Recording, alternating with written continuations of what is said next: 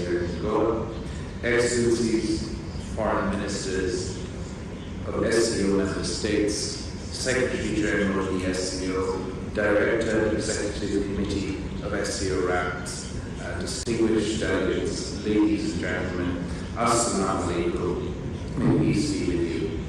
It is an honor for me to represent Pakistan here today. Pakistan considers the SCO a key regional platform comprising countries which are bound together by long-standing historical, cultural, civilizational, and geographical ties. There couldn't be a more powerful indication of the importance that Pakistan attaches to the SCO than my presence here in Goa for this CFM.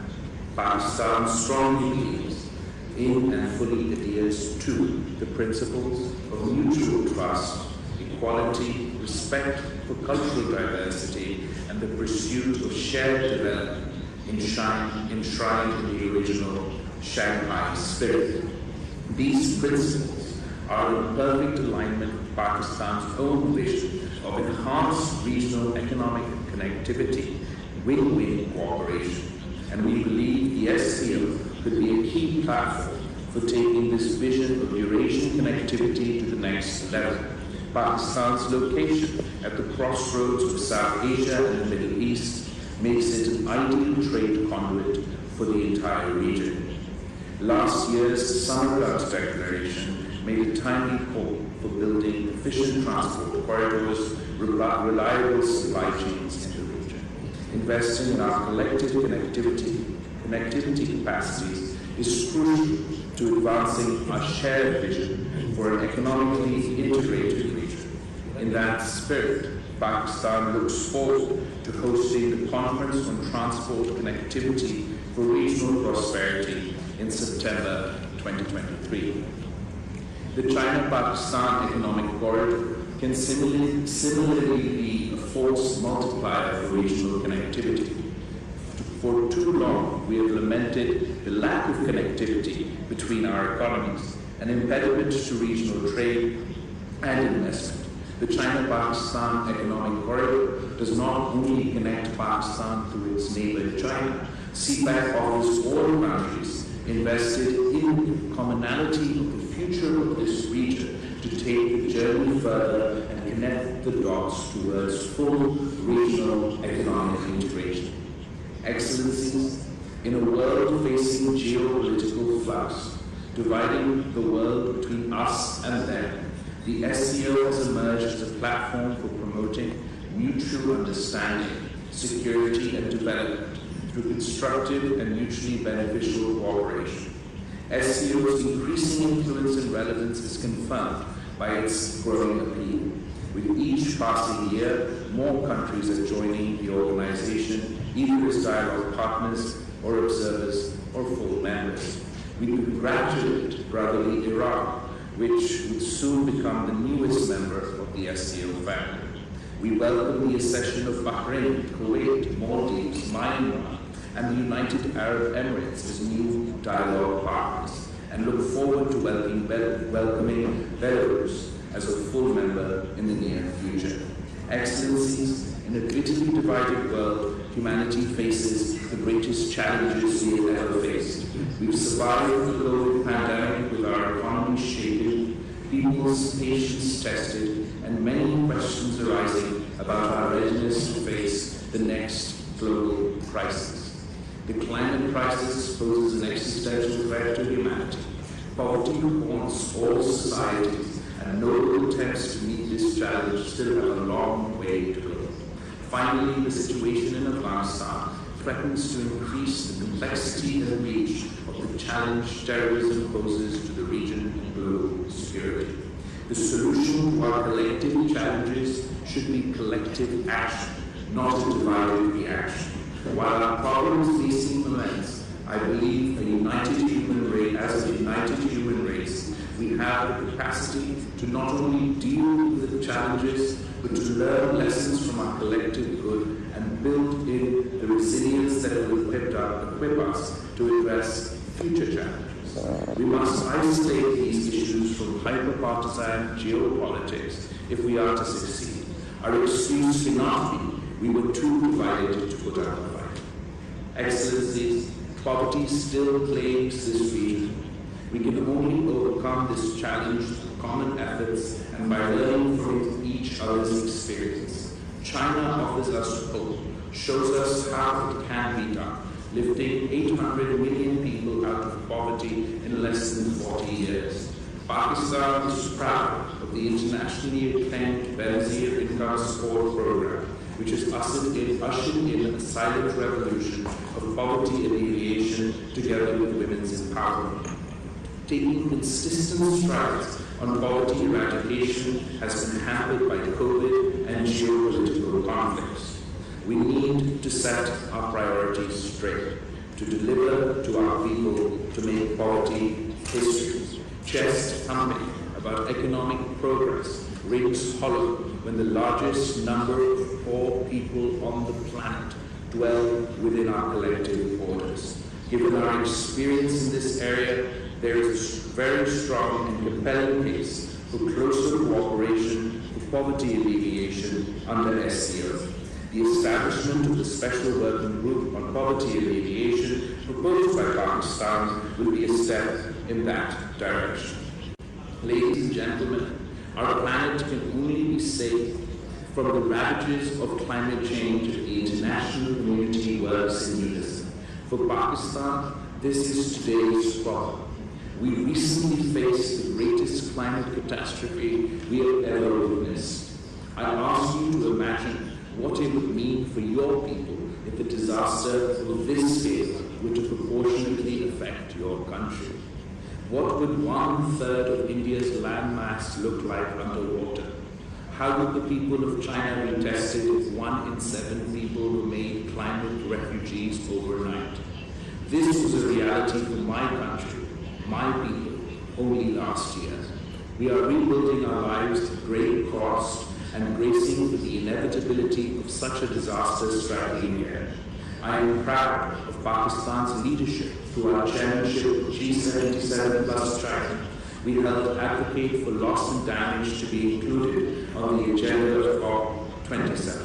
However, this is too little, too late, and much more needs to be done, especially by developed countries.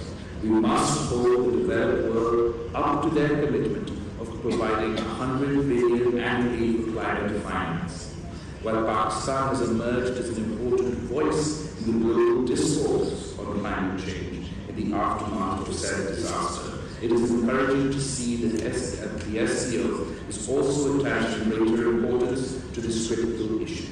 The joint statement to be issued by the Councils of Heads of States on fighting climate change rightly calls for deepening cooperation in the areas of environmental protection. Excellency, the collective security of our peoples is our joint responsibility. Terrorism continues to threaten global security.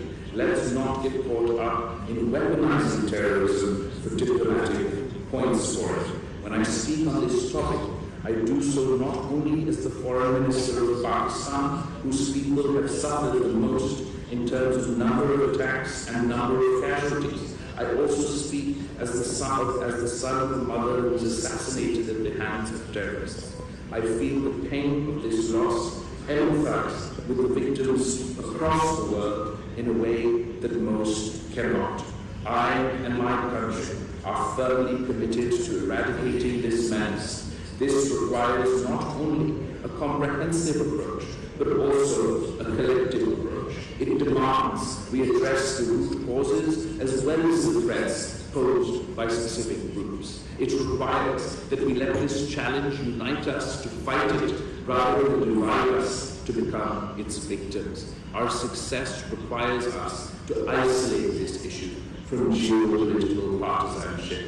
Practical, pragmatic solutions exist for us to put an end to this chapter once and for all. We must stop conflating non-state actors and state actors, condemn all forms of terrorism, including state-sponsored terrorism. Given that many SCO members confront the menace of terrorism, often from the same terrorist groups, SCO RATS needs to be further strengthened to effectively address the growing threats to peace and security in the SCO space. Excellencies, the situation in Afghanistan has added new complications for global security. We continue to call for the international community to meaningfully engage the Afghan interim government. After being the playground for great powers time and time again, we owe it to the people of Afghanistan not to repeat the mistakes of the past. A united international community can compel the authorities to demonstrate their will and help build their counter-terrorism capacity for the security of Afghanistan, the region, and the world at large. I feel compelled to raise the alarm that terrorist groups within Afghanistan are cooperating amongst themselves more than we are as the international community.